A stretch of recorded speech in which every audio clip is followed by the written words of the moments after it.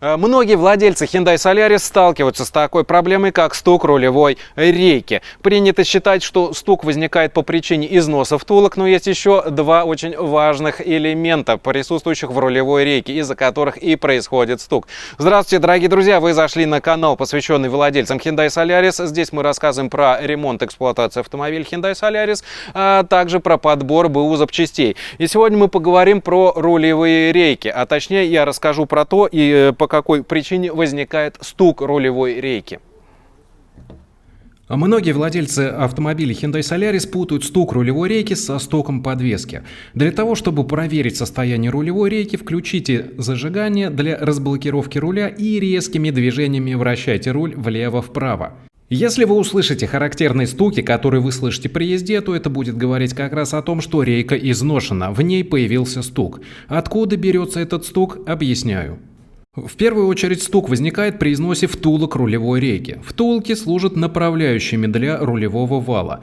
При их износе появляется люфт вала, что и перетекает в глухие удары при езде.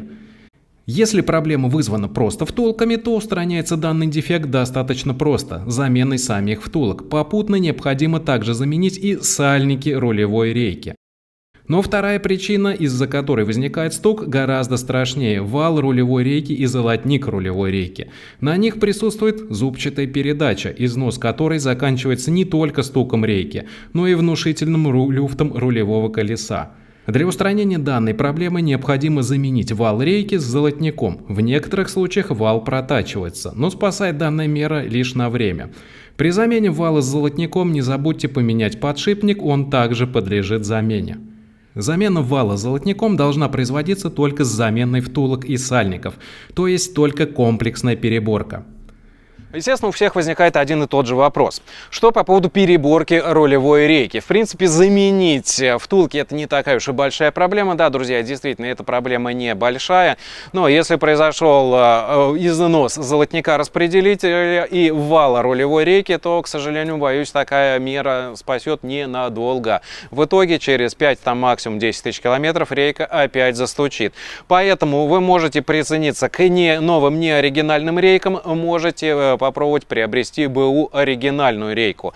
Но прежде чем соглашаться на столь высокие траты, я бы на вашем месте все же бы рискнул, попробовал бы заменить данные втулки, может быть получится. Потому что 50 на 50, кому-то это помогает, кому-то нет. Если вдруг вы заменили данные втулки и, к сожалению, не помогло, запишите вот этот телефон под видео.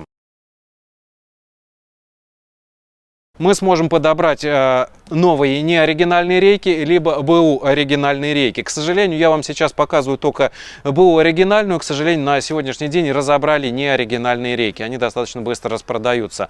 Но, как бы то ни было, также под видео будет ссылка. Переходите по ссылке, ознакомливайтесь с ассортиментом. Ссылка поведет на страницу сайта, нашего сайта, где представлены данные рейки. Вы прямо сейчас тогда сможете прицениться к стоимости данных рейк и, соответственно, к наличию. То есть, какие есть в наличии.